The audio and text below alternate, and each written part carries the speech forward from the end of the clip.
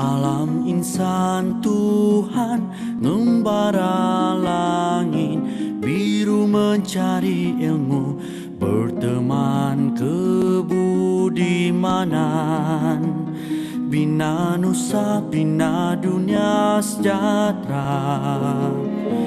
Uni utama ibu yang tercinta, kami doa lanjut usia bahagia. Kami janji hormati pesanmu, ilmu budi dan bakti.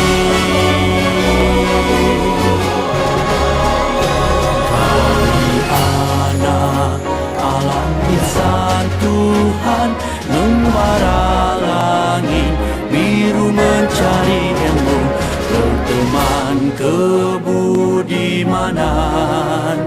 Bina nusa, bina dunia sejahtera.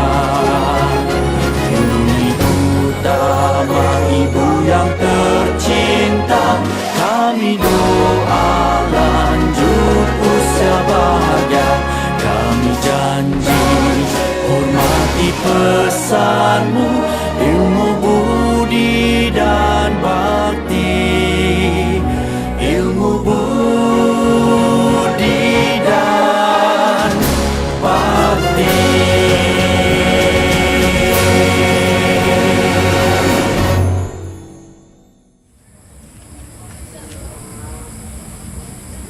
Assalamualaikum warahmatullahi wabarakatuh. Hasbi Rabbi Jalallah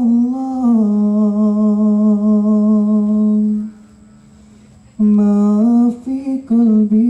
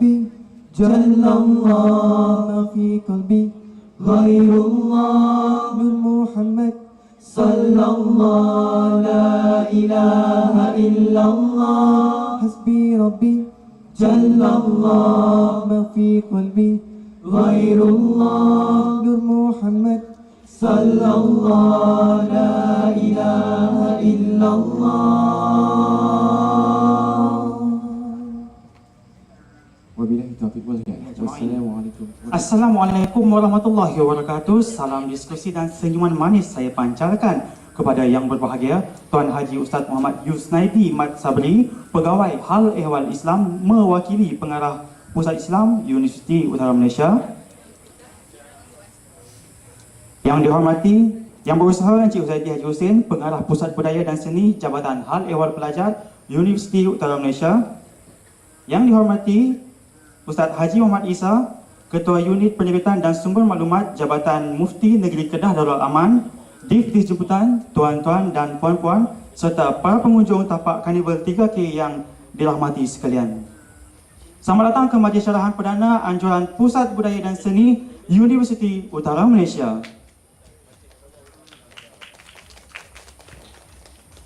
Hadirin yang saya hormati, calon yang sesuai. Begitulah bunyinya susunan tajuk syarahan yang bakal kita kupaskan bersama penceramah undangan kita dengan lebih lanjut pada malam ini. Hadirin, di usia yang semakin meningkat dewasa, pasti akan datang keinginan untuk berumah tangga. Seorang lelaki pasti ingin mencari seorang isteri, manakala seorang wanita pasti ingin disayangi oleh lelaki yang bergelar suami. Jadi untuk membina sebuah keluarga yang bahagia, perlulah untuk seseorang itu memilih calon isteri atau suami yang sesuai untuk dirinya. Persoalannya, apakah yang dikatakan dengan calon yang sesuai? Untuk itu saya mengundang penceramah kita yang berbahagia, Ustaz Tuan Haji Muhammad Isa Haji Abdul Rahman selaku penceramah untuk naik ke pentas bagi memulakan sesi syarahan perdana kita pada malam ini. Dipersilakan Ustaz. Okey, baiklah. Bersama-sama saya kini ialah seorang penceramah yang berpengalaman dan tidak asing lagi di negeri Kedah, diundang khas untuk menyampaikan syarahan perdana pada malam ini. Sebelum kita pergi dengan lebih lanjut, bolehlah kiranya saya perkenalkan terlebih dahulu penceramah kita pada malam ini. Bak kata pepatah, tak kenal maka tak cinta. Jadi di sebelah saya yang segak bergaya ini ialah Ustaz Haji Muhammad Isa bin Haji Abdul Rahman, Ketua Unit Penerbitan dan Sumber Maklumat Jabatan Mufti Negeri Kedah Darul Aman. Apa khabar Ustaz? Alhamdulillah. Alhamdulillah. Untuk maklumat hadirin, Ustaz Haji Muhammad Isa merupakan lulusan Ijazah Sarjana Muda Syariah dari Universiti Kebangsaan Malaysia dan beliau juga adalah alumni Universiti Utara Malaysia dalam Ijazah Sarjana Bidang Pengajian Islam. Beliau sering diundang untuk menyampaikan ceramah dalam majlis-majlis anjuran badan-badan kerajaan, organisasi swasta dan institut pengajian tinggi tempatan.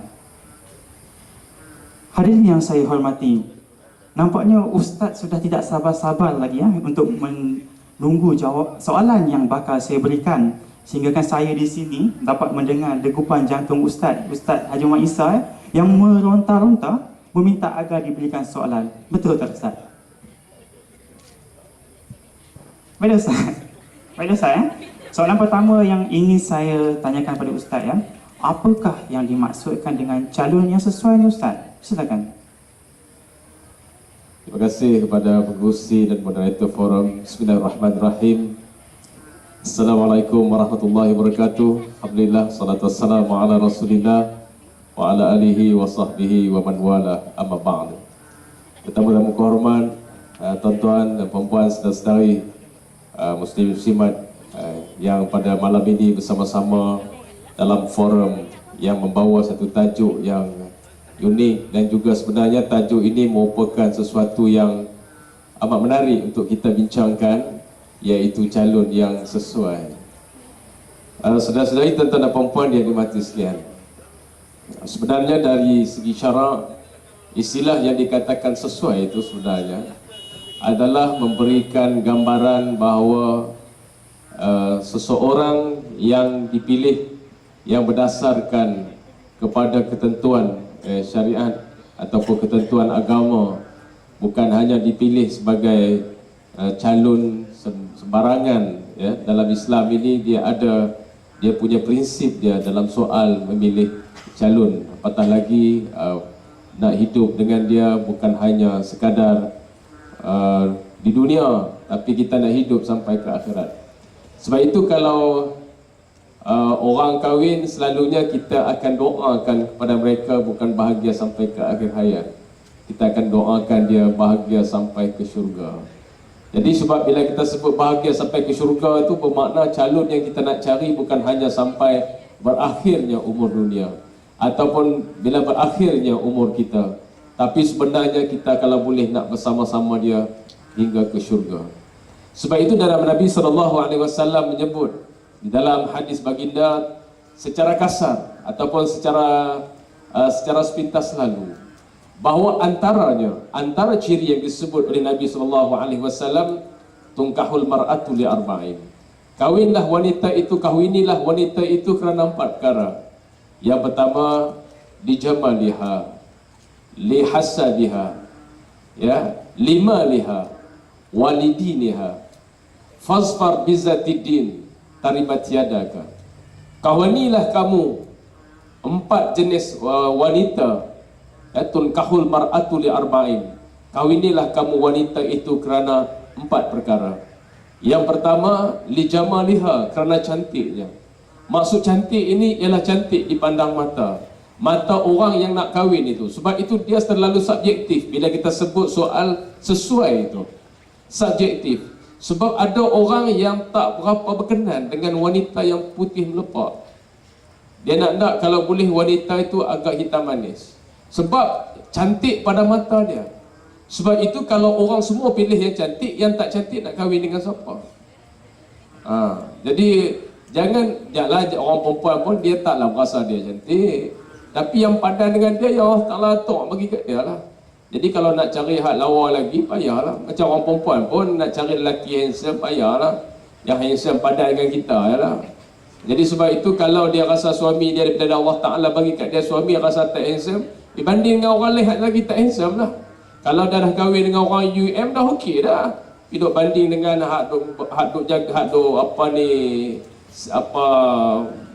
orang asli yang duk cari kera tu, dia dah makan kera dah. Jadi sesuai dah dengan hak Allah Ta'ala nak bagi. Cantik ini bermakna bukan, dia selalu subjektif. Cantik ni dia subjektif. Bukan semua orang kata cantik itu cantik.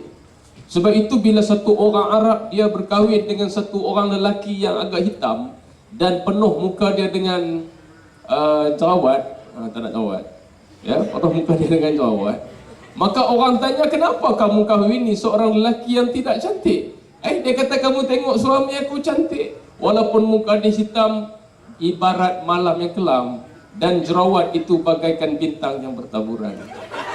Orang kata cantik, cantik di mata dia lah. Soal nak cantik orang kata tu biar api lah. Ya, kalau orang kata nak cari lelaki yang handsome di antara biru dan hijau, orang yang pakai baju hijau. Malam ni pun nama hijau lawan biru lah ni. Soal cantik, lijamaliha. Yang kedua, kita bincang tentang lihasabiha, kerana keturunan dia. Keturunan ini perlu diambil kira. Sebab itu dalam kitab fiqh sangat mengambil kira soal keturunan supaya sesuai dengan kita. Ya, kalau keturunan orang yang tak bagus, orang yang tidak baik, takut nanti ada genetik kita yang akan terbina daripada keturunan orang-orang yang tidak baik. Ya, keturunan orang yang bukan mesti kebangsawan, bukan mesti orang yang berpangkat, tapi keturunan dia orang yang baik-baiklah. Ya, bapa dia pun orang baik, ibunya pun orang baik. Okey. Yang ketiganya ialah limaliha. Maliha ni bukan mesti orang kaya, tetapi janganlah sampai langsung tak ada harta sehingga kan nak minta, nak makan pun terpaksa minta sedekah daripada orang. Itu yang dikatakan maliha. Jadi bukan mesti dia itu kerja besar, ajar jadi pegawai pusat Islam pun dah okey dah. Ataupun kerja jadi moderator forum ni okey. Apa? Ada setengah orang yang sanggup menerima walaupun tidak sekufu. Istilah kufu ni kita boleh sebut kufu artinya setara, ya. Sebab itu di mahkamah syariah, kalau seorang wanita berkahwin dengan seorang lelaki tanpa kebenaran wali dia kahwin lari dan sebagainya, walinya boleh mufarakah atas dasar tidak sekufu. Anda semua kena ambil kira. Soal sekufu artinya soal setara ni bukan mesti, tetapi sangat diambil kira. Jadi sebab itu yang sesuainya orang yang sekufu dengan kita. Terlalu jauh beza umur tidak dianggap tidak sekufu. Contohnya seorang wanita yang umur 23 tahun nak kahwin dengan seorang laki-laki umur 63. Contohnya lah, contohnya. Tapi kalau kita tanya sebab apa, macam-macam lah reason ni manusia boleh bagi kan. Kalau kadang tanya, Pak siapa lah yang awak ni kahwin umur baru 23, awak anak dara lagi, kahwin dengan seorang laki-laki umur 63. Apa dia jawab agak-agak? Dia adalah peminat barang antik. Awak tak boleh marah kat dia. Sesuai tak pada dia? Pada dia sangat sesuai. Seorang laki-laki yang very slow, romantis, berfikiran jauh. Mana tahu? Dia tak minat orang yang muda-muda, mungkin dia tak minat, dia suka yang agak matang, mature. Yalah, ya. Macamlah kalau orang laki-laki yang muda berkahwin dengan orang perempuan tua, nak buat macam dah minat barang antik, biar pergi dia. Tua kan, umur 80 kahwin dengan umur 18, contohlah. Peminat barang antik. 5 liha kerana harta dia. Dan terakhir sekali kata Nabi SAW, yang sesuai kita cari ialah orang yang lidiniha kerana agama dia. Fazfar bizatidin, kamu pilihlah mereka yang beragama. Taribat ziyadaka, kamu tidak akan menyesal dan sentiasa kamu jadi manusia beruntung. Taribat ziyadaka ni istilah bahasa Melayu panggil kamu naik tangan. Naik tangan ni artinya beruntung. Ya, cari yang beragama, kamu akan beruntung. Hati tak rasa susah kalau dia pun cantik macam mana pun, dia akan setia dengan kita. Kalau walaupun kita ni tak cantik mana, tapi walaupun kita ni tak kaya mana, tapi dia seorang yang kaya raya, dia akan setia dengan kita sebab dia ada agama. Pada dia biarlah dia lihat sejuta wajah manusia bernama wanita, tapi wajah yang ada dalam hatinya adalah istrinya. Padanya biarlah dia lihat sejuta wajah bernama lelaki, tapi wajah di dalam hatinya adalah wajah suami dia. Okey, sebab dia ada agama. Ini tidak pantang tengok hak cantik je, jatuh hati. Ya, pantang tengok yang elok sikit pada suami dia, tak agama lah, nak perkenalkan suami dengan kita pun dia tak agama. I tengok you datang dengan husband, mana husband you? Hak mana? Tak tahu. Padahal bin lelaki di depan dia malu nak perkenal kita dengan apa ni suami dia dengan orang lain. Allahu Akbar. Sebab apa? Sebab dia tidak agama. Tapi kalau orang yang redha, macam saya cerita tadi, satu syair Arab kata tadi, walaupun suami dia hitam dengan wajah yang penuh dengan jerawat, ibarat malam yang kelam yang penuh dengan bintang bertaburan. Walaupun orang kata tak cantik, tapi pada mata dia sangat cantik. Tuan-tuan, saudara-saudari yang dihormati sekalian, untuk soalan yang pertama saya rasanya okey dah tu. Cuma kalau nak yang ciri-ciri yang tambahan lagi ni mungkin banyak lagi lah, ya. Nanti kita cerita ciri-ciri lelaki yang baik, lelaki yang soleh, ciri-ciri wanita yang baik, wanita yang solehah, insya-Allah. Masih mungkin ada lagi soalan yang tersiap. Terima kasih Ustaz atas penjelasan yang diberikan sebentar tadi. Saya tertarik dengan ucapan Ustaz, bahagia sampai ke syurga. Jadi tak apa ya Ustaz kalau saya sebagai moderator tak boleh cari calon aku rasanya kan. Tapi cuma saya ni tak antik lah Ustaz, saya ni model. Jadi bolehlah kalau siapa yang berminat sebentar lagi boleh, bila saya turun pentas nanti, bolehlah datang kepada saya. Bukan sekat dia aja, saya apa boleh. Oh, yang antik pun nak juga Ustaz, tak apa. Okay. Boleh. Okey Ustaz, seterusnya soalannya. Okey, boleh tak Ustaz kongsikan idea atau pandangan kepada kami hadirin, bagaimana cara atau kriteria untuk memilih calon yang sesuai? Silakan Ustaz. Saudara-saudari, tuan-tuan dan puan-puan muslimat yang dihormati sekalian,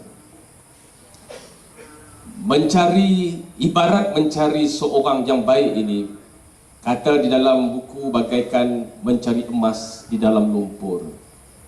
Emas itu bukan duduk di dalam kedai cantik, dia bukan terus main duduk dalam kedai, dia bukan terus boleh ada di tangan seorang jelitawan, yang bukan berada di leher seorang yang hebat. Tapi sebenarnya emas itu datangnya daripada lumpur. Dia agak sukar untuk mencari dia, tapi dengan penuh ketekunan. Saudara-saudari, tuan-tuan perempuan yang dihormati sekalian, kita tak tahu manakah yang lebih baik untuk kita. Yang maha tahu itulah yang maha tahu.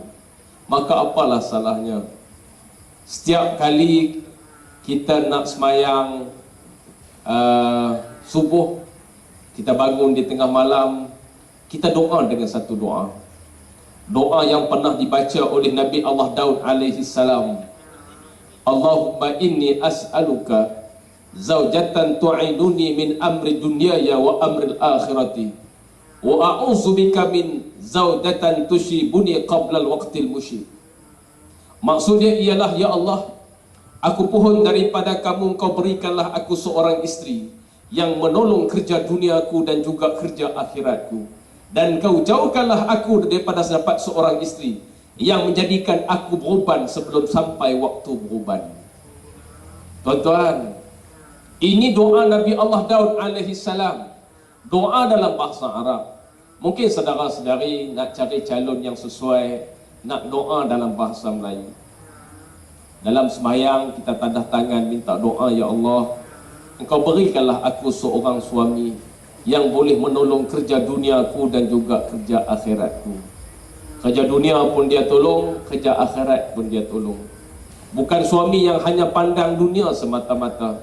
Kadang-kadang suami yang hanya bincang dengan isteri soal yang berkaitan dengan komersial, soal yang berkaitan dengan duit, soal berkaitan dengan kaya, soal yang dia fokus nak benda-benda yang hebat-hebat dalam hidup dia. Tapi soal nak hebat di akhirat tak pernah bincang dengan isteri. Soal nak meningkatkan iman tak pernah bincang dengan isteri. Soal nak meningkatkan rasa takwa kepada Allah tak pernah pun bersembang dengan isteri. Isteri rasa juga nak bersembang tentang takwa, nak bersembang tentang amal, nak bersembang tentang istikharah. Abang istikharah, abang doa apa abang untuk saya?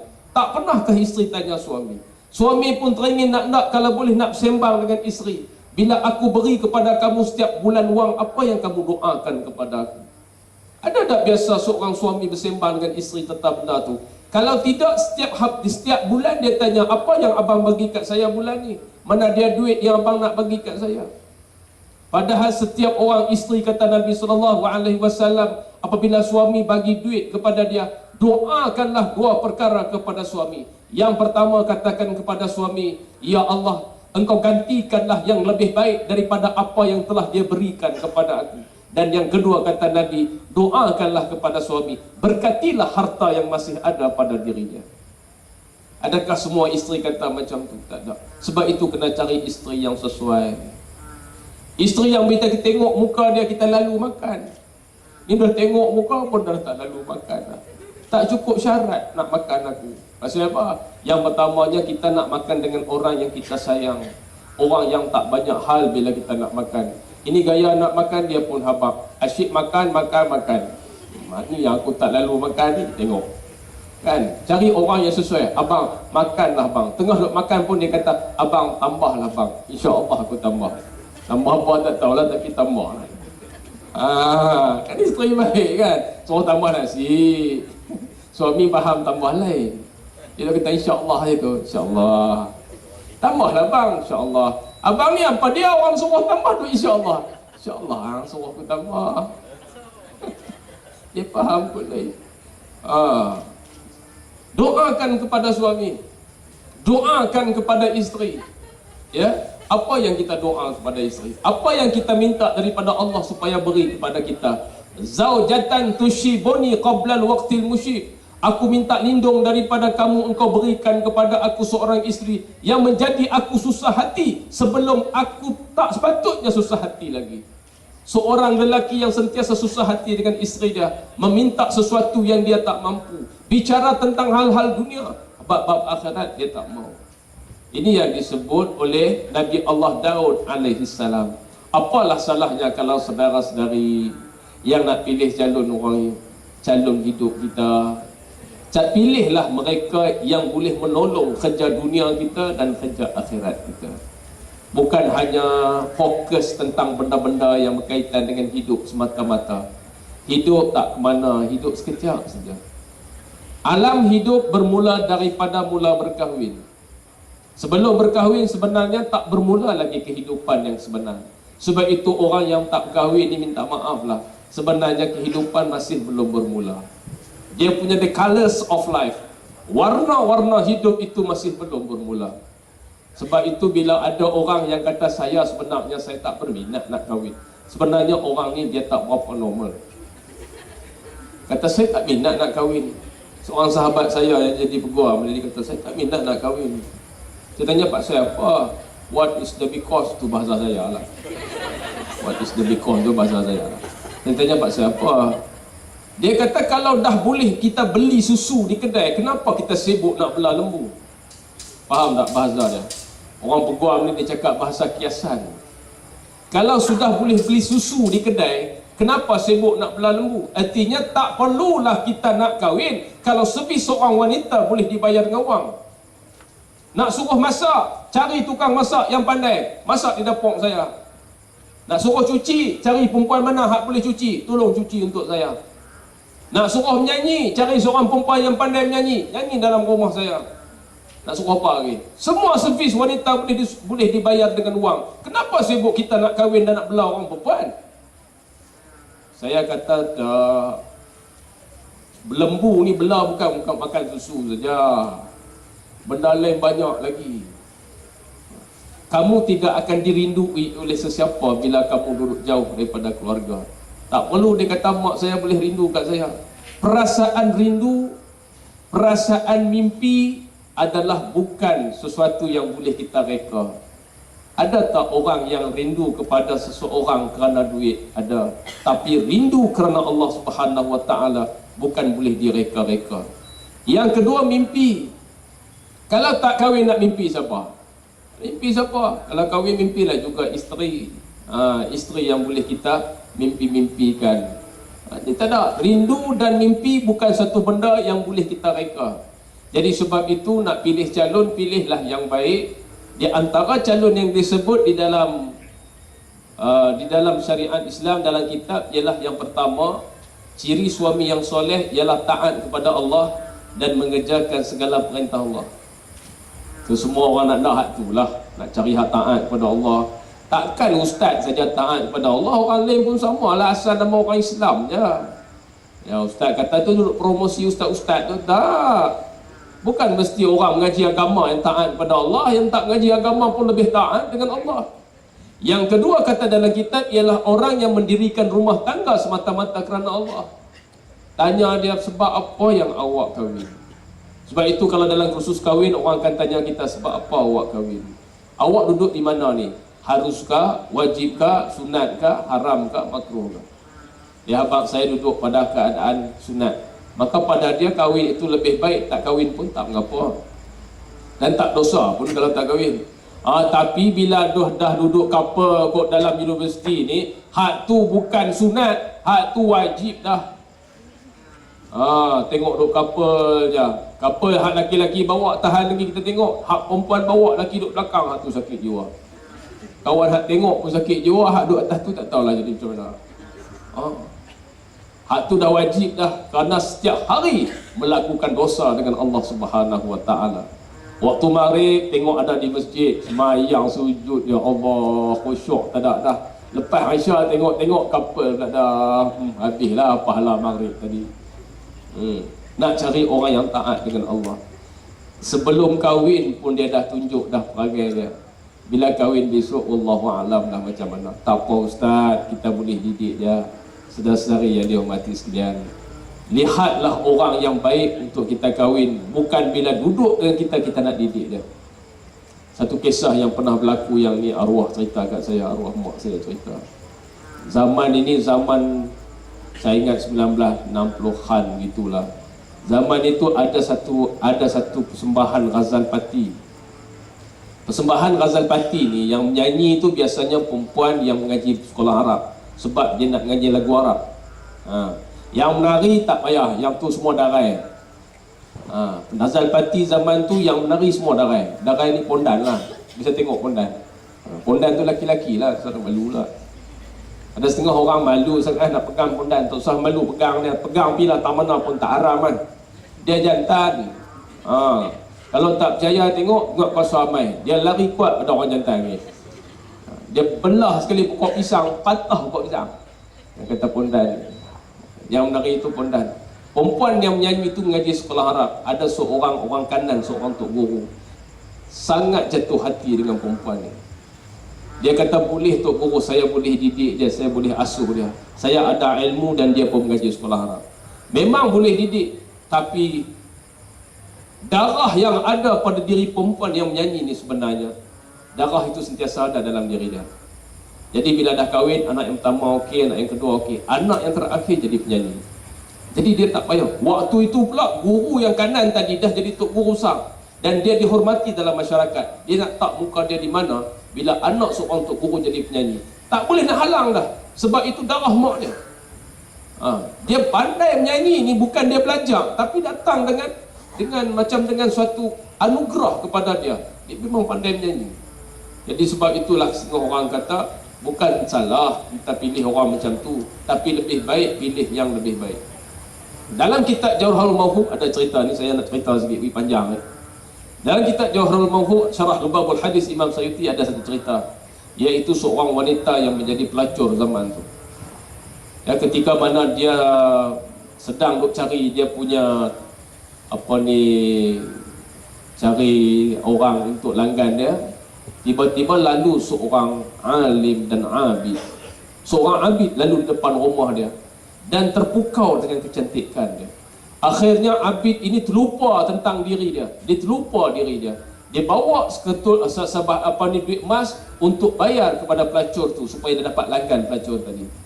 Ketika dia duduk di sisi pelacur itu letak tangan di atas dia. Tangan dia terus jadi gemetar. Barulah dia teringat, kata dia buat dosa. Pelacur tu tanya dia, kenapa kamu tangan gemetar? Dia kata, inilah pertama kali dalam hidupku aku buat dosa.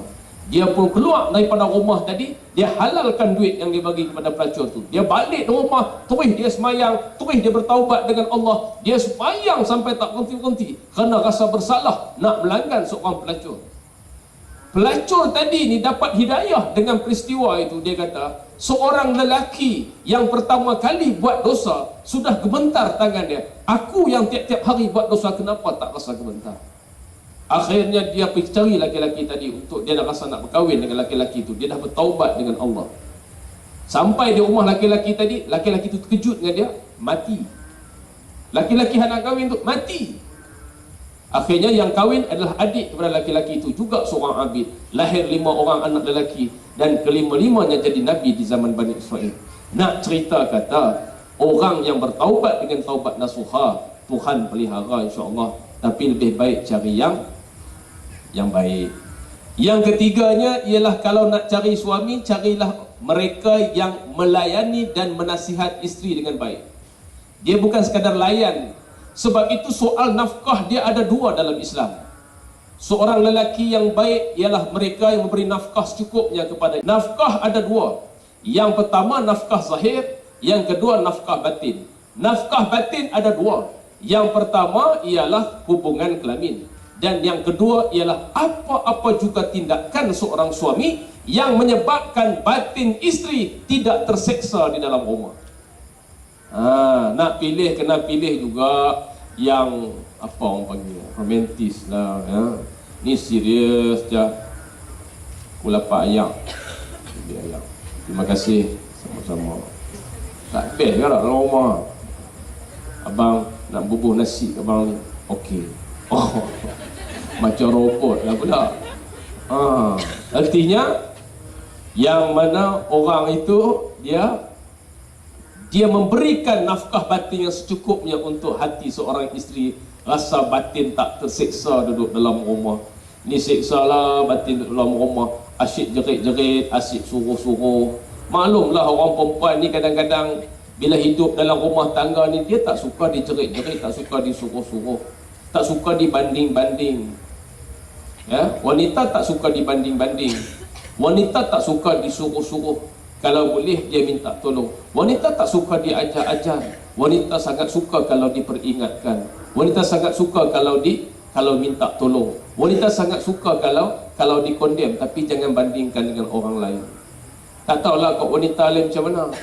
Jadi nak cari orang yang macam tu supaya sesuai dengan kehendak dan kehidupan kita. Hadirin muslimin dan dirahmati Allah sekalian. Yang terakhirnya kita sebut ialah orang yang sentiasa bertolak ansur dan tidak melakukan sesuatu di luar daripada batasan syarak. Bertolak ansur ni artinya boleh tolak ansur dalam keluarga lah. Boleh menerima kita seadanya, walaupun susah, walaupun tak berapa handsome macam hero Korea. Contoh saja.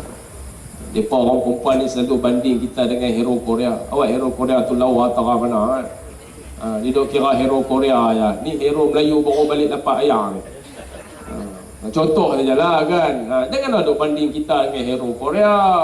Jangan dok banding kita dengan hero Hindustan. Ini hero Melayu, mana boleh sama. Ya. Sebab lelaki pun tak suka dibanding-banding. Kalau lelaki gemuk, janganlah banding dengan Doraemon. Jadi tak elok nampak. Dia kata, ayah hang aku tengok bila duk dekat nampak macam Jinda Turtle, duk jauh nampak macam Doraemon. Tak elok langsung. Jangan duk banding dengan Doraemon. Biar bila perut boroi ke apa pun Suami, terimalah awak cakap seadanya lah, bukan sepatutnya ya. Itu antara benda yang saya boleh sebut ciri-ciri seorang suami yang baik. Boleh juga kalau kita nak sebut ciri-ciri isteri yang baik. Sifat-sifat wanita mulia yang disebutkan dalam Islam ialah wanita yang tidak suka menuntut perkara yang membebankan suami. Ini yang saya sebut tadi. Tak menjadikan suami beruban sebelum sampai waktu beruban. Suami terpaksa fikir macam-macam. Dia minta benda-benda yang suami tak mampu, kerana pada suami yang ada di tangan suami hanya cincin tembaga. Nak bagi cari cincin mahal-mahal mungkin tak mampu. Yang kedua kata dalam kitab ini dia kata, dalam Islam wanita yang baik ialah yang tidak suka berhias untuk lelaki lain, tapi suka berhias untuk suaminya. Hak ni payah nak cari. Dalam rumah kah, pakai baju kelawak, siang pun kelawak ada. Tahu baju kelawak? Baju hak tengkok luar, hak tangan luar tu. Cakap malam sudahlah kelawak, yang siang duk kelawak buat apa? Tak tahulah kau orang lelaki-lelaki suka orang perempuan pakai baju macam tu waktu siang. Kita tengok pun kita lemah. Lepas tu nak tidur tak pakai minyak wangi, pakai minyak angin. Itu kita pening. Sebab itu bila sampai ke hujung umur dalam 60 tahun, suami selalu meronggot dengan isteri dia. Kadang-kadang dia kata, mak hang ni aku tengok aku takut tengok mak hang. Yang pertama rambut tu putih, yang kedua gigi palsu dia buang waktu dia tidur. Aku jaga tengah malam tengok dia duduk tengah-tengah dengan rambut putih, aku takut tengok dia. Jadi kena bagi cantik lah sikit, ya, berhias untuk suami seadanya lah, ya, tuan-tuan cara tua lah, muda cara muda. Ini tidak, kalau makan kenduri memang cantik, kalau keluar ke pasar malam memang cantik, kalau keluar ke pekan, keluar ke mana-mana memang cantik. Tapi kalau duduk rumah kenapa tak nak berhias? Berhias seadanya lah, bukannya mesti sampai cantik-cantik macam kita nak keluar, supaya suami cantik di mata suami. Yang ketiga kata dalam kitab ini ialah wanita yang menjauhkan diri dari sifat-sifat celah. Dan yang keempat ialah wanita yang tidak meninggikan suara melebihi suara suaminya. Yang kelima, saya baca terus ya. Yang kelima, tidak keluar rumah tanpa izin suami. Sekarang dah senang dah, nak keluar rumah mintalah kat suami, kita ada handphone. Kalau nak cerita tentang keluar masuk rumah boleh pakai handphone. Tapi saya syorkan kalau dengan seorang suami nak menyatakan perasaan, jangan guna SMS. Kerana SMS tidak ada intonasi suara. Guna bahasa anda sendiri. Telefon suami, abang kata, abang saya sayang ke abang. Gunakan bahasa sendiri. Jangan type saja, abang saya sayang kepada abang. Tak syuk, dia jadi tak ada intonasi suara. Okey, itu dia. Wanita yang keluar rumah tanpa izin suami, itu wanita yang tidak baik. Yang ketujuh, menjalankan kewajipan terhadap agama. Yang ke-8, tidak menuntut cerai atau menuntut talak tanpa sebab. Jadi orang perempuan kalau nak cari calon yang baik, ialah wanita yang dia jenis tak tuntut cerai kepada suami dia. Kerana wanita yang minta cerai daripada suami tanpa sebab, dia tidak dapat berbau syurga, padahal syurga itu boleh dibau sejauh 500 tahun perjalanan. Jadi nak kena cari sungguh-sungguh lah. Kalau yang jenis outspoken tak apa, nak cari orang perempuan jenis cakap banyak tak apa. Tapi jangan hingak ya orang Kedah dah. Hingak lah orang rumah, sampai aku nak pening mak ni pasal apa? Anak-anak kata tu lah tanda mak sihat ayah. Kalau mak senyap tu tanda dia tak sihat. Saya teringat satu masa ketika mana satu syair ketika mana Sayyidina Umar Al-Khattab didatangi oleh seorang lelaki yang tak tahan dengan perangai isteri dia yang selalu beletir. Isteri dia suka beletir. Orang Kedah panggil beletir. Maka Sayyidina Umar dia nak cerita kat Sayyidina Umar Amir Mukminin ni, pak siapalah nasib aku ni, dia kahwin dengan orang perempuan suka beletir, suka beletir. Maka dia pergi rumah Sayyidina Umar, dia dengar isteri Sayyidina Umar lagi dahsyat. Dia pun nak balik. Lepas tu Sayyidina Umar nampak dia. Sayyidina Umar panggil kawan dia, mai sini sahabat, apa halnya kamu? Dia kata, aku di rumah aku tak tahan dengar kerana isteriku suka beletir. Tapi bila aku mai tengok isteri kamu lagi dahsyat dan kamu sangat sabar mendengar isteri kamu berletiak. Sayyidina Umar kata, kamu dengar, aku nak cerita kepada kamu. Sesungguhnya seorang isteri itu dia dah banyak menolong kamu. Dia menyediakan makan ketika kamu lapar. Dia menyediakan minuman ketika kamu dahaga. Dia menyediakan pakaian untuk menutup aurat ketika kamu nak keluar daripada rumah. Dan dia menyediakan tempat tidur untuk kamu bila kamu mengantuk. Dan dia juga menyelesaikan masalah bila kamu dilanda dengan nafsu. Dia cuma nak letiak saja. Dengarlah, dia dah tolong banyak benda. Jadi tuan-tuan yang ada dalam majlis ni, kalau dapat isteri yang kuat letiak, sabar-sabarlah. Kerana dia dah tolong banyak benda. Dia cuma nak letiak saja. Sebab itu orang perempuan kalau nak letiak, biarlah ada fakta. Jangan duk letiak ulang hak tu je tiap-tiap hari. Jadi kami pun tak apa mau dengar lah. Kalau suami yang selalu dengar isteri berletiak, kalau dia ulang dah hak kemarin, kata kat dia, aku berasa hak kemarin kata dah macam tu. Kata dia. Jadi dia slow sikit. Itu di pesanan Sayyidina Umar Al-Khattab radhiyallahu anhu. Ada lebih kurang 20 perkara, jadi saya berhenti zakat tu saja dulu untuk beri laluan kepada moderator. Terima kasih. Terima kasih Ustaz atas penjelasan ini yang kita perlu perhatikan terlebih dahulu sebelum kita cari calon yang sesuai. Jadi kepada hadirin-hadirin mahasiswa-mahasiswi yang Ustaz kata tadi yang berkapal, kahwinlah dulu. Kahwinlah kan Ustaz? Yang saya ulang sekali lagi, kahwinlah. Sebab apa? Sebab kata Ustaz tadi, selagi belum berkahwin, kehidupan belum bermula. Bila dah kahwin, kehidupan baru nak bermula. Betul Ustaz? Ya. Okey, jadi seterusnya Ustaz. Kita lihat, bila kita lihat pada hari ini senario penceraian dalam kalangan pasangan muda kian berleluasa. Saban hari kita boleh tengok ada yang berkahwin dalam 1 tahun je Ustaz, lepas tu bercerai. Ada yang kahwin sebulan bercerai. Ada yang lebih teruk lagi, kahwin hari ini kahwin, esok dah bercerai. Jadi Ustaz, boleh tak Ustaz ceritakan apakah punca penceraian yang berlaku di Malaysia ni? Terima kasih. Silakan Ustaz. Terima kasih kepada moderator. Saudari tuan-tuan dan perempuan yang mati sekalian, di antara salah satu racun dalam rumah tangga. Dalam rumah tangga ni dia ibarat satu benda yang sangat indah. Warna-warna yang kita lukis yang indah-indah. Benda-benda yang kita bina bagi jadi cantik, yang diibarat sebagai mahligai dalam kehidupan. Dalam mahligai itu ada seorang yang bernama pemaisuri, ada seorang yang bernama raja. Rajanya adalah suami, pemaisurinya adalah isteri. Nak membina kehidupan yang baik dalam rumah tangga ni adalah sesuatu yang sangat-sangat besar dan mempunyai cabaran yang sangat besar. Dan di dalamnya ada racun yang disebut racun dalam rumah tangga.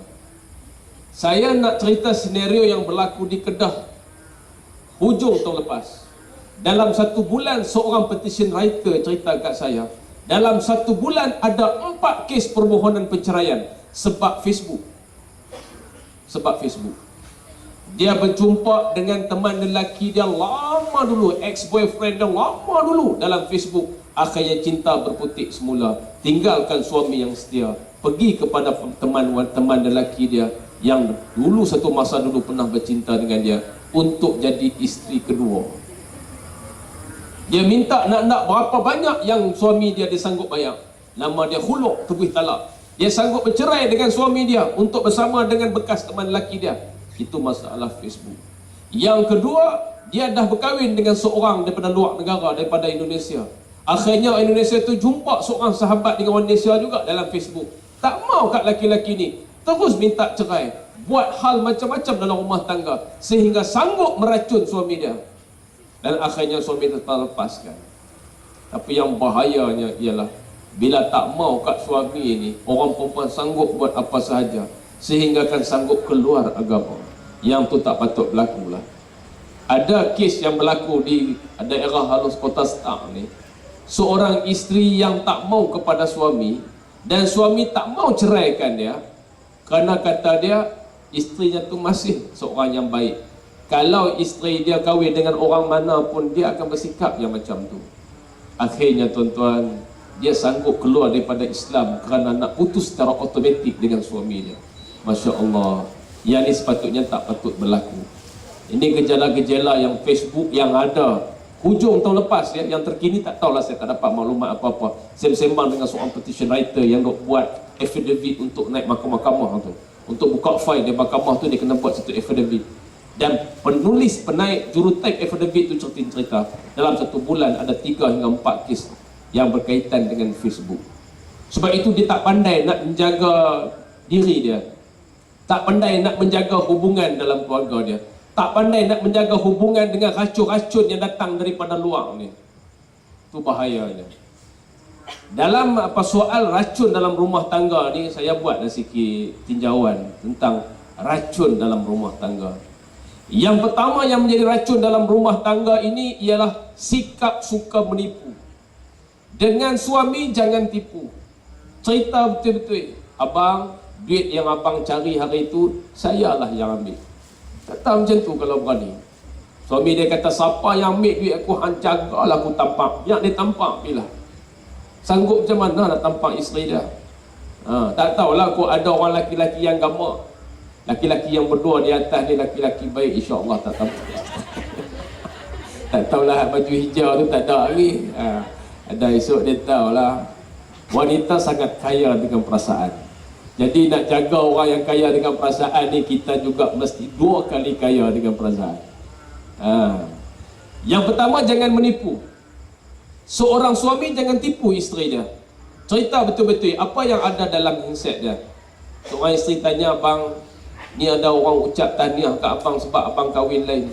Saya kata, kita kena kata yang kahwin tu kawan saya, nama macam dengan saya. Lepas tu ada satu orang tu pula ucap takziah kerana isteri meninggal. Sebenarnya yang meninggal bukan isteri saya, isteri Ustaz Maisa Hassan tu, Lubuk Kawah. Dia kata saya, isteri saya baca. Saya kata saya nak telus, saya cerita betul-betul, saya jujur. Bacalah, bukalah reset, bukalah Facebook saya. Saya pula tak ada Facebook sebab memang betul lah isteri saya tak bagi buka Facebook. Dia kata, abang Facebook tak usah abang. Hak dalam tablet dia ada 1,200 nama, hak tu pun tak larat nak call lah. Nampak dengan Facebook pula lagi banyak. Tuan-tuan saudara sedari tu saya carilah, saya tak ada dalam Facebook, tak ada. Menipu, itu antara racun dalam rumah tangga. Yang kedua, kebebasan yang keterlaluan, itu racun dalam rumah tangga. Berikan kebebasan yang keterlaluan kepada isteri. Awak nak pergi mana pergilah, nalah ambil duit. Awak nak pergi tukar tayar kereta, pergilah. Seorang wanita nak tukar tayar kereta, dia takkan boleh buat sendiri, melainkan ada orang laki-laki yang akan tolong buat untuk dia. Seorang wanita yang pergi keluar negara seorang diri tak boleh, melainkan ada orang yang akan temankan dia. Jadi sebab itu kebebasan yang melampau akan menyebabkan racun dalam rumah tangga. Macam bagi kebiasaan kat suami, abang nak keluar dengan siapa, keluar lah bang, saya tak cemburu. Dia akan menyebabkan racun dalam rumah tangga. Perbezaan pada suami pun dia tak ambil tahu, biar pilih suami memang macam tu, dia patut diberi kebebasan untuk dia hidup. Dia akan menyebabkan racun dalam rumah tangga. Jaga suami, tengok, cek dia perfume dia bau macam mana. Dia keluar rumah perfume bau macam lain, balik rumah bau macam lain. Dia pakai perfume kat mana? Keluar rumah pakai tengok samping lain, dia tengok samping lain pula. Dia pergi cari samping tahu tak? Perubahan pada suami. Sebab apa? Sebab dia alert dengan suami dia. Dia tak memberi kebebasan yang sepenuhnya. Waktu tengah hari tanya, bang duduk dengan siapa bang? Apa makan di mana bang? Tanya dia, balik makan di rumah bang, saya masak ni. Walaupun gulai-gulai kalut tapi tetap sedap. Yang ketiga, yang menyebabkan racun dalam rumah tangga ialah orang yang suka mengungkit-ungkit hal-hal yang lalu. Suka cerita zaman muda-muda dulu. Alah kat UUM saya tahu siapa dia boyfriend awak. Awak pun sebab dah frust dengan boyfriend awak yang awak kahwin dengan saya. Sudahlah yang sudahlah. Sekarang kita bina kehidupan, tengok ke depan, yang belakang dah sudah. Di antara sebab kenapa kadang-kadang terlukanya hati pasangan ialah diungkitnya benda-benda yang lalu-lalu, yang lama-lama dulu ni. Zaman itu zaman dah lama dah, saya zaman tu pun zaman kecil-kecil lagi. Saya dengar kata awak habis. Jadi benda tu akan menyebabkan kemusnahan dalam kehidupan rumah tangga. Selain daripada itu juga, ada juga kemusnahan dalam rumah tangga yang disebut racun dalam rumah tangga disebabkan perbezaan pendapat. Tak dapat nak menyatukan dari segi fikrah, dari segi perasaan, tak dapat nak dapatkan kesesuaian dari segi pandangan. Isteri tak suka macam tu, kita suka yang macam tu. Kalau dalam banyak hal ada persamaan, sedikit saja yang tak ada persamaan, yang tu biasa aja. Ya, suami suka makan nasi goreng, isteri suka makan nasi goreng. Okey. Suami suka color biru, isteri suka color biru. Okeylah. Tapi kalau suami suka yang biru, isteri suka yang hijau, masalah lah. Sebab tak sependapat. Kadang-kadang berlaku dalam rumah tangga, tak sependapat dalam beberapa hal, boleh diterima. Tapi kalau dalam semua hal tak sependapat, dia akan menyebabkan keruntuhan dalam rumah tangga. Yang keempat ialah yang menyebabkan runtuh dalam rumah tangga ialah suka mengungkit hal-hal yang menyakitkan hati. Dalam rumah ni kadang-kadang tak perlu ungkit benda-benda yang sakitkan hati, tak perlu. Dalam kitab ni disebut, dalam buku disebut, ada perkara yang dibuat oleh pasangan menyakitkan hati, malah sanggup melakukan hal-hal bodoh semata-mata mahu menyakitkan hati orang lain. Contohnya trial and error. Dalam rumah tangga jangan trial and error. Nak cuba tengok dia nak marah ke tidak, jangan. Nak cuba tengok ambil bunga sekuntum tak di belakang kereta, bila balik nanti isteri buka pintu kereta nak ambil beg, tengok-tengok ada bunga. Jangan. Luka hati yang pertama membawa luka yang berikutnya. Oh, jangan trial and error. Nak cuba tengok isteri marah tak kita berlawak macam ni, tarik kain dia tengah-tengah orang. Oh, jangan. Oh, dia nak berlawak. Ataupun korek tape hidung, dicalik kat dia, pang, dia kena sepang. Melawak lah hak lain, hak tak kotor, yang melawak yang kotor-kotor, ya. Piduk tarik apa ni, seluar suami depan orang apa ke. Try melawak, tengok suami saya tahan marah ke tak. Jangan nak melawak macam tu, nak makan nampak try. Kemudian yang antara sebab yang menyebabkan racun dalam rumah tangga ialah kehidupan yang sangat mendesak dengan soal kewangan. Sebab itu wang kita boleh cari, tapi kasih sayang tidak ada tanda harga. Kasih sayang tidak ada tanda harga, wang kita boleh cari. Kalau kasih sayang boleh dibayar dengan wang, bayangkanlah orang-orang kaya boleh menangi hati semua orang wanita, tapi tak boleh. Bukan semua wanita cinta dan kasihnya boleh dibeli dengan wang. Tak tahulah orang UM kalau boleh, tapi bukan semua wanita hati dia boleh dibeli dengan wang. Kerana kadang-kadang wang yang menyebabkan manusia berkelahi, bergaduh dalam rumah tangga. Dan yang terakhirnya adalah disebabkan oleh kawan-kawan dan juga keluarga sebelah menyebelah. Kawan-kawan merosakkan hubungan suami isteri. Kadang-kadang ada juga. Kadang-kadang bukan sebab kawan, sebab keluarga. Mak dia kata, mak mentua dia kata, itulah yang awak pergi kahwin dengan ustaz tu. Mak dah abang dulu, kalau kau kahwin yang baju hijau tu pun kamu boleh bahagia. Pergi kahwin dengan orang baju biru ni, tengok dia bukan ada apa, yang ada gigi dengan gusi je. Akhirnya menyebabkan hati kita kecewa. Kita akan kata kepada dia, dah dulu awak tak mau kahwin, awak nak minat hak baju hijau, awak kahwin bawa dengan baju biru. Kita akan katakan dia. Dan akhirnya menyebabkan masalah dalam keluarga. Kadang-kadang ada juga keluarga yang sungguh bercerai. Satu benda yang saya paling tak suka ialah ada mak bapa yang suruh anak-anak dia berpisah. Perkahwinan yang sah, tiba-tiba suruh berpisah. Pada saya tak patut buat macam tu. Tak patut.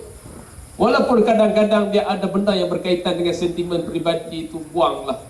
Sebab kita biarkanlah anak-anak itu bahagia dengan cara mereka sendiri. Mereka ada frame kehidupan. Mereka sudah ada, orang kata, corak bagaimana mereka nak mencorakkan kehidupan mereka. Mereka dah ada peta hidup untuk mereka bina kehidupan mereka. Itulah kadang-kadang ada benda-benda tertentu yang menjadi racun dalam rumah tangga. Nanti di akhir forum boleh saya sebut beberapa syair orang yang cerita tentang racun dalam rumah tangga ni, insyaAllah. Terima kasih Tuan Pengerusi. Rehat Ustaz nak minum air. Terima kasih Ustaz atas perkongsian ilmu tentang Facebook boleh menyebabkan perceraian. Jadi ya, saudara sekalian, lepas ni kalau dah berkahwin, yang mana lelaki kalau dah berkahwin, yang mana kalau ada perempuan add tu kita ignore. Kalau yang isteri tu, yang mana lelaki add tu kita ignore. Dia tanya, kenapa yang ignore saya? Itu bukan Facebook saya. Okey, dan seterusnya yang kita ungkit perkara lepas. Jadi bab kata Nirvana Band, sudah cukup sudah cukup sampai di sini saja. Jadi tak ada ungkit dah Ustaz no. Jadi dah Ustaz, insya-Allah lepas berkahwin kita perlu kayakan perasaan. InsyaAllah saya akan kayakan perasaan dan kayakan perasan. Baiklah Ustaz, seterusnya saya nak soalan terakhir saya kepada Ustaz. Apakah harapan Ustaz kepada golongan mahasiswa dalam memilih calon yang sesuai? Silakan Ustaz. Terima kasih Tuan Pengerusi. Tanya orang memang senang. Kawan nak jawab tu pening. Saudara saya dihormati sekalian, saya nak pesanlah kepada mahasiswa-mahasiswi bahawa kehidupan berumah tangga ini sangat unik. Kita tak boleh nak menanggap, tak boleh ambil mana-mana contoh kehidupan orang lain untuk samakan dengan kita. Kita bukan berkahwin dengan semua orang yang sama. Kita berkahwin dengan orang yang berlainan. Kita akan jadi isteri kepada orang yang tak sama dengan isteri ayah kita. Kita bukan isteri suami yang sama macam dengan suami mak kita. Tak sama sebenarnya. Cuma kita boleh ambil tauladan saja. Contohnya bila mak kata sabar dalam rumah tangga, kerana sabar itu akan menyebabkan indahnya bila kita ingat suatu masa nanti. Sabarnya kita dalam rumah tangga. Sabar bukan satu benda yang boleh kita beli dengan wang. Sabar sangat mahal. Jadi sebab itu siswa-siswi yang ada, kita punya calon kita sendiri. Kalau boleh list tengok, kalau 30 ciri, masukkan 30 ciri. Yang pertama, ciri dia ada misai, okey. Yang kedua ada janggut sejemput, okey. Yang tiga pakai spek, contoh kan. Yang keempatnya pakai baju hijau, okey. Senaraikan calon-calon yang kita suka. Bila kita jumpa, kita istikharah, ya Allah, adakah ini yang sesuai untuk jadi suami aku, ya Allah? Kalau baik bagiku, ya Allah, engkau berikanlah. Kalaulah itu yang tak baik bagiku, engkau tunjukkanlah mana yang lebih baik. Macam tu caranya. Kadang-kadang kita pilih dengan nafsu kita. Manusia yang pilih dengan nafsu, yang dapat ciri adalah ciri nafsu semata-mata. Sebab itu kadang-kadang kita punya server kita blok dengan Allah Subhanahu Wa Taala. Sebab yang ada dalam hati kita tidak tulus, tidak ikhlas. Dia blok dalam hati kita. Dia tak boleh direct kepada Allah Subhanahu Wa Taala. Sebab ibarat macam kita ni kapal terbang yang nak mendarat. Kalau kita nak mendarat, kita punya menara kawalan tu, dia hantar dia punya signal. Kita punya hati kena buka. Sebab signal tu nak masuk untuk beri arahan. Macam mana kita nak mendarat? Ini kita tutup hati kita dengan nafsu. Benda dah blok dah, signal tu tak boleh sampai. Yang kita dapat adalah orang yang bukan macam mana yang diperlukan dalam hidup kita. Hak tu paling penting. Sebab itu saya terbaca dalam satu buku tentang kebaikan istikharah. Dalam tu dia cerita ibarat hidup manusia dengan Allah Subhanahu Wa Taala terbang, dia kena buka dia punya radar dia supaya dapat signal daripada menara kawalan. Kita nak mendarat dengan selamat. Kita pun macam tu juga, hati jangan blok dengan apa-apa. Biar hati yang tulus ikhlas dengan Allah Subhanahu Wa Taala, maka Allah Taala akan bagi arahan supaya kita mendarat dengan selamat, supaya kita dapat orang yang benar-benar yang boleh menjadi teman yang sesuai dalam hidup kita. Cuba tengok hari ini, antara benda yang Nabi SAW kata dah berlaku. Kata Nabi SAW, di akhir zaman ada beberapa benda yang pelik yang akan kamu lihat. Iaitu kamu akan lihat peliknya manusia yang bernama wanita yang baik berkahwin dengan lelaki yang sangat jahat. Peliknya hari ini depan mata kita tengok. Wanita yang baik tak ada dah, tapi berkahwin dengan seorang alkoholik, seorang yang tiap-tiap hari mabuk. Mengadu kat saya sendiri, Ustaz, inilah suami saya Ustaz, anak-anak dah besar Ustaz, tapi habit tak boleh buang juga. Bad habit dia tak buang, iaitu suka mabuk. Mabuk tiap malam, dia kata. Sampai kita pun malu Ustaz. Dia tak boleh buang ke perangai mabuk dia. Dan dia suka pukul bila dia mabuk. Dia kata la ilaha illallah, isteri ni baik tak ada dah lah.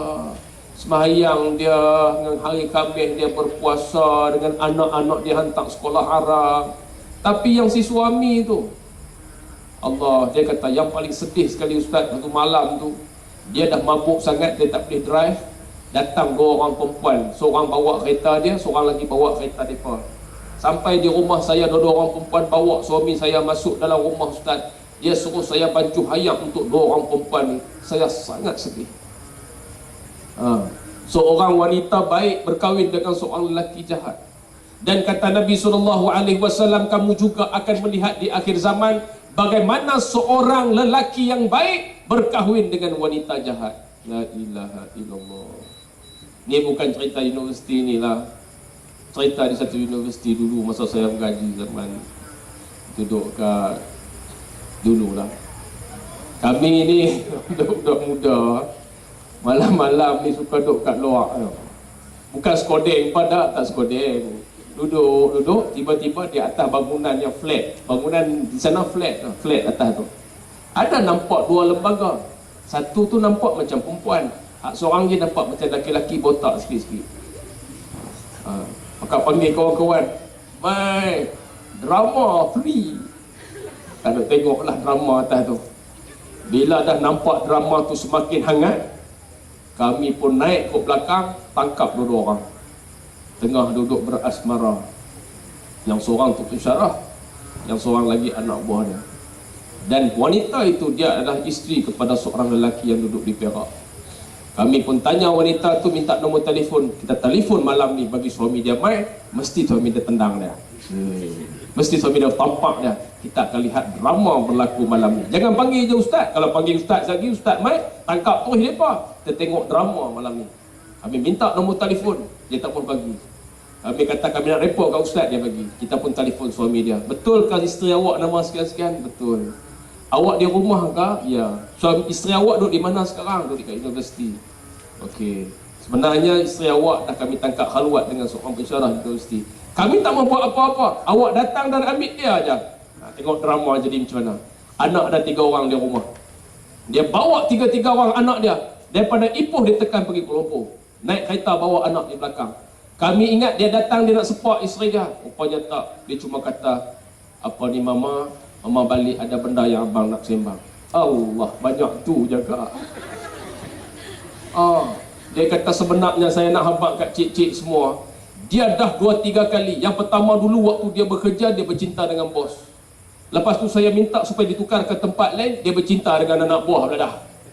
Lepas tu tak boleh nak buat apa, dia masuk ngaji universiti. Saya rasa syukur. Rupanya tak, main universiti cinta dengan profesor. Sekat cinta tak apalah tu, nuhat dua atas, nuhat drama kami tengok tadi ni. Dia tak marah kat isteri dia, dia cuma kata mama balik, ada benda yang kami nak sembang. La ilaha illallah. Han tampak lah sekali kami teruk-teruk tangkap. Tak tampak, tak kuat. Manusia paling baik yang pernah saya jumpa tak pukul isteri dia walaupun buat maksiat. Dia bawa balik isteri dia. Lepas tu saya telefon lah 2-3 hari lepas tu telefon lah, awak buat apa? Saya bawa pergi pejabat agama, saya pun minta maaf dengan dia, halai makan minum apa lebih kurang, saya bagi talak satu ke dia. La ilah, awak tak tampak dah? Tak nampak. Awak jentik ke tak? Ada manusia lelaki yang baik macam ni, tapi dianugerahkan seorang isteri yang sangat jahat. Kita tak tahulah isteri dia jadi apa. Waktu kami duduk tunggu juga berita-berita terkini dan hiburan sensasi, tak ada lah. Isteri dia pun tak ada, kami pun tak report apa. Tak dia kahwin dengan hak pensyarah botak tu, biar pergi ke dia. Tak maaf, pensyarah botak marah kat saya pula. Tu cerita di universiti saya dulu. Macam mana seorang lelaki yang baik kahwin dengan seorang wanita jahat. La ilaha illallah. Ada juga dalam tu mahasiswa-mahasiswi, jangan salah memilih calon. Kadang-kadang kita rasa baik di sisi kita, baik tak di sisi Allah. Kadang-kadang kita rasa sangat-sangat sesuai di sisi kita, sesuai tak kita untuk duduk dengan dia sampai ke syurga. Jadi sebab itulah kadang-kadang kita nak pilih, jangan biar kita pilih saja, kita biar Allah yang cuba pilih untuk kita. Allah pilih sesuatu yang sangat tepat dengan kita. Kita buka hati kita, kita buka server kita biarlah Allah Ta'ala hantarkan dia punya maklumat dia supaya kita mendarat dengan selamat. Supaya menara kawalan hantarkan signal yang tepat dalam hati kita, maka kita dapat signal yang betul. Istikharah dulu 2 rakaat, istikharah lagi 2 rakaat, istikharah lagi 2 rakaat, sampai betul-betul kita dapat ketetapan yang Allah Ta'ala nak bagi kat kita. Maka waktu itu segalanya berlaku dengan keadaan sangat smooth, sangat selesa. Itu dia. Tuan-tuan, saudara-saudari yang hormati sekalian, untuk yang terakhir saya nak pesan dengan satu sajak yang saya ambil tang mana tak tahulah sajak ni, tapi ada dalam ni lah. Allah panjangnya. Nak baca payah malam-malam ni. Sajak cerita alam rumah tangga. Jadi saya baca bila no? Baca. Boleh baca? Boleh Ustaz. Awak nak baca tak apa? Tak apa Ustaz baca lah, apa lebih afdal. Kata pujangga, wanita itu bagaikan angin, lembutnya melenakan, ributnya menggusarkan. Ada kalanya mereka seperti ibu menjadi kasih, menghidang sayang. Ada kalanya mereka seperti anak, ingin belai, minta dimanja. Ada kalanya mereka seperti nenek, beletir seadanya, merungut semahunya. Namun teman kembara dalam kehidupan, namun mereka adalah teman kembara dalam kehidupan. Bahagia derita kita sangat berkait dengan mereka. Bila isteri merajuk, pandai-pandailah memujuk. Buka telinga, tajamkan pendengaran, amati suara. Telitilah dengan hati yang terseni, sama ada ia rasional atau emosional. Andainya emosi, belailah emosi, jangan cuba dihadapkan dengan rasional. Kerana si dia tidak akan terdaya mengunyah hujah. Berilah walau 1000 sebab lengkap dengan perangkaan dan statistik atau dokumen saintifik beserta dengan berapa affidavit. Dia tetap melulu kerana fikiran sudah jerbu. Itu bahasa orang saja anda tahu, saya tak boleh baca. Dalam situasi ini fikiran ditawan perasaan. Sebaiknya perhaluskan kata, perindahkan bahasa, jinakkan perasaan, hadiahkan senyuman. Jika masih gagal, cuba gunakan sentuhan, semarakkan belayan. Tapi awas, kalau ternyata rajuknya berfakta, masamnya berdata, geramnya berilmiah, marahnya ada prima facie, ini rajuk taraf tinggi namanya. Rajuk isteri seperti mangga muda, perisanya masam, tapi kalau kena cicahnya enak rasanya. Ingat, api yang panas akan padam dengan salji yang dingin. Tiba-tiba isteri merungut, malah kadang-kadang menggugut. Minta aksesori dan perabot, minta villa tersergam indah atau mahligai di lereng bukit. Sedangkan kita bukan Shah Jahan yang mahu membina Taj Mahal buat istrinya, tetapi isteri pula persis Nur Jahan yang meminta petanda keagungan cinta. Katanya seabadi permata, segemerlapan intan, sedangkan di tangan cuma cincin tembaga. Periknya mengukur cinta dalam ukuran mayam atau menimbang setia, menerusi bursa saham papan utama. Pengikat kasih sayang isteri turun naik mengikut kadar tukaran wang asing. Tiada guna menyesal diri, dia akan dulu pilihan kita. Semasa mekar kita dihargai, dipuji-puji. Kini dia sudah menjadi ibu pada anak-anak, sudah takdir. Permata yang dipilih perlu digilap semula. Katakan ringgit Malaysia bukan segala-galanya. Lalu pada saat yang kudus, berdoalah setelah bersolat. Katakan kepada dia, duhai isteriku, mari kita bina perkahwinan dengan cinta sejati. Mari kita titip rezeki dengan keringat suci. Dengan kita cari harta tetapi bukan segala-gala.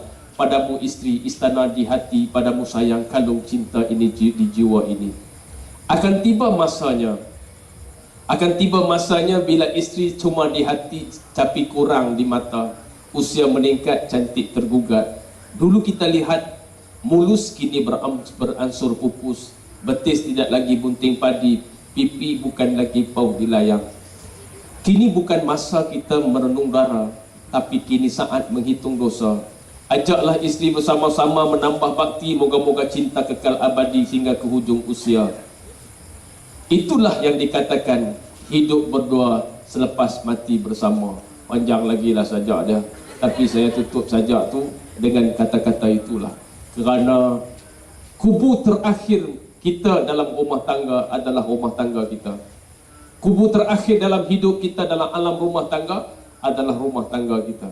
Jadi sebab itu kalau nak bina rumah tangga, pastikan ia macam kubu yang kuat, ikatan yang hebat. Kita mesti dengan sentuhan ataupun dengan pemberian anugerah dari Allah Subhanahu wa taala, bukan semata-mata datang daripada nafsu kita. Supaya yang kita pilih itu adalah orang yang sesuai untuk kita. Terima kasih Tuan Pengerusi. InsyaAllah kita ada lagi apa-apa? Ada lagi, terima kasih. Ya, terima kasih Ustaz atas nasihat yang disampaikan sebenarnya tadi. Dah macam sastrawan negara dah Ustaz saya dengar. Jadi Ustaz, semoga segala nasihat yang disampaikan Ustaz dapat menjadi panduan kepada kita semua bagi memilih calon yang sesuai untuk dijadikan pasangan hidup kita yang sah. Ustaz kata tadi apa? senang bertanya soalan tapi susah nak jawab kan. Tapi Ustaz, saya tak tanya dah ke Ustaz. Saya bagi orang lain pula tanya. Dan suka untuk saya ingatkan kepada sidang majlis, tajuk syarahan kita pada malam ini ialah calon yang sesuai. Dengan ini saya membuka soalan kepada hadirin sekalian untuk bertanyakan kepada Ustaz jika terdapat sebarang persoalan atau pendapat untuk dikongsikan. Dipersilakan. Silakan tuan-tuan, ada mic yang kita sediakan di sana. Saya sebenarnya tak apa nampak jelas sangat tuan-tuan sebab apa ni spotlight ni dia terang di seluruh mata saya, tak apa nampak. Tuan-tuan pergi ke mic, perkenalkan diri, tanya soalan, insya-Allah.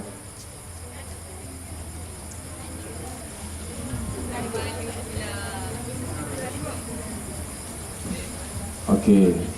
Nak tanya kan nak test mic? Nak tanya, okey. Bismillahirrahmanirrahim. Assalamualaikum warahmatullahi wabarakatuh. Allahumma salli ala sayyidina Muhammad wa ala alihi wasallam. Ustaz, satu persoalan daripada saya. Sebaik-baik wanita ialah mas kahwinnya paling rendah. Hadis riwayat At-Tabrani. Sedangkan pada zaman Rasulullah sallallahu alaihi wasallam ada seorang lelaki ingin mengahwinkan seorang wanita tetapi dia tiada wang.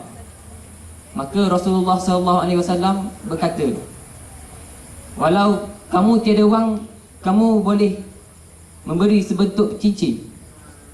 Tapi si fulan itu menjawab lagi, dia tidak boleh memberi sebentuk cincin walaupun dia pun tak ada duit. Lepas tu dia pun tanya lagi, bagaimana untuk dia kahwin? Lepas tu Rasulullah sallallahu alaihi wasallam menjawab sekali lagi, kamu hafalah 3 ayat, maka kau ajarlah kepada bakal isterimu. Wallahu alam. Terima kasih. Dia satu kesan psikologi daripada soalan ni sebenarnya. Soalan yang baik sebenarnya datang daripada orang yang baik. Macam mana Tuan Musi? Tuan Musi nak jawab kan? Tak mau. Saya terbaca sebenarnya di dalam sebuah kitab apa kaitan dengan mas kahwin ini. Mas kahwin yang rendah ataupun mas kahwin yang murah adalah sebaik-baik mas kahwin. Artinya seorang wanita yang baik ialah yang murah mas kahwinnya. Murah dari aspek kehidupan orang pada zaman itu. Seorang sahabat Nabi cincin pun tak ada, bermakna memang susah sungguh. Tapi dia nak kahwin juga. Jadi kita hari ini kalau ikut zaman macam dengan nak bagi cincin sebentuk tak ada, nak baca ayat Quran saja yang tu mungkin tak sesuai. Tak sesuai dengan tindakan macam tu, bukan tak betul hadis ini. Hadis ini menceritakan jangan menyusahkan calon suami untuk bawa mas kahwin bagi nak kahwin dengan kita. Jangan susahkan dia. Kalau dia gaji 24,000 satu bulan, anda letaklah mas kahwin 6,000 lebih, tak ada masalah sebab gaji dia 24,000. Tapi kalau gaji dia 240, anda jangan letak mahal mas kahwin dia supaya senang dia bawa. Soal belanja tu cerita lain. Belanja sebenarnya tak wajib pun, yang wajib mas kahwin je. Jadi sebab itu cuba letakkan mas kahwin yang sadar termampu oleh orang yang nak minang kita. Itu maksud dalam hadis Nabi, sebaik-baik wanita yang dikahwini ialah yang murah mas kahwinnya. Artinya orang yang berfikir dia nak bagi jadi juga perkahwinan itu, dan dia cuba kalau boleh sekadar yang mana seorang lelaki yang nak kat dia mampu untuk berikan belanja untuk berkahwin dengan dia. Ini yang dimaksudkan. Tapi kalaulah cincin baga pun dia tak boleh beli, rokok sekotak siapa dia boleh beli? Contoh lah kan, cincin tembaga tak sampai RM10 pun. Jadi ini yang maksud dia yang dikatakan mas kahwin yang murah itu adalah sebaik-baik wanita ialah yang murah mas kahwin dia. Murah pada kadar zaman dia lah. Zaman kita ni ada macam-macam orang. Ada orang yang pendapatan satu bulan 1,000, jadi mas kahwin RM240 dah okey dah. Mas kahwin adalah duit yang mesti beri kepada seorang wanita untuk kita kahwin ya. Dan mesti itu dah disebut dalam Quran secara khusus. Mesti kita beri kepada dia. Sama ada secara tunai atau berhutang. Berhutang pun boleh tapi wajib kena bayar kemudian. Ya. Soal dia ialah nak bagi mudah perkahwinan itu berlaku ataupun perbelanjaan yang dibawa oleh laki-laki itu termampu, maka letaklah mas kahwin yang tak tinggi sekadar dengan pendapatan dia.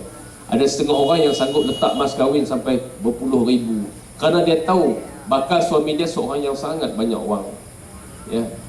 Jadi hadis ini saya sangat setuju kalau kita amalkan, tapi berdasarkan kepada zaman kita ni lah, sekadar mana seorang lelaki yang nak kahwin dengan seorang wanita itu, dia bawa mas kahwin dia. Harap dapat menjawab soalan tadi, insya-Allah. Terima kasih Ustaz. Terima kasih juga kepada saudara yang bertanyakan soalan. Sebenarnya Ustaz, memang lelaki ni dia suka perempuan yang mas kahwin dia rendah. Kalau saya pun suka Ustaz. Senang nak tambah. Terima kasih. Okey, jadi ada sebarang soalan lagi. Mungkin soalan yang terakhir.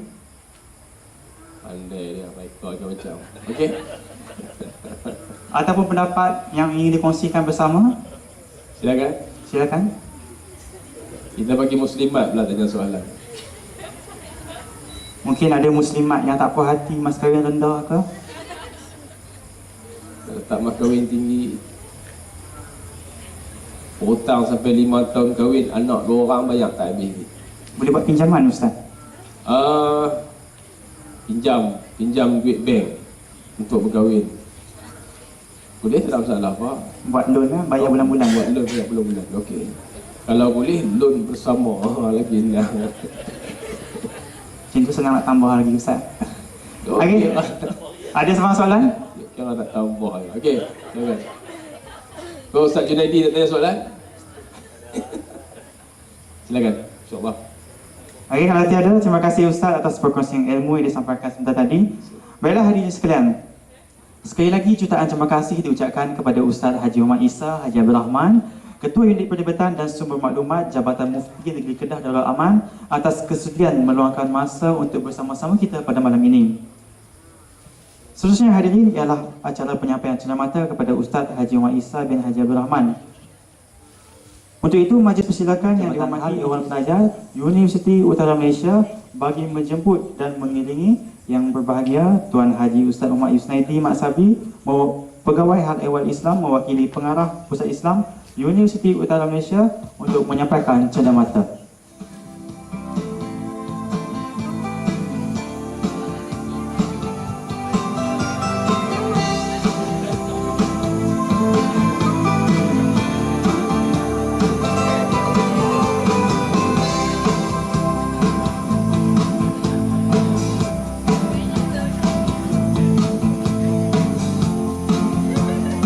Dipersilakan Ustaz Haji Muhammad Isa untuk menerima cenderamata.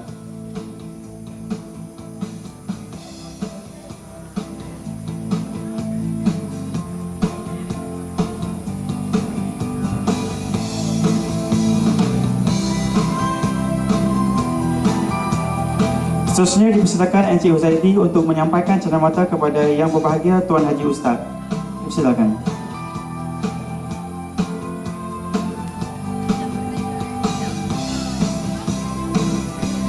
Terima kasih atas penyampaian cenderamata sebentar tadi.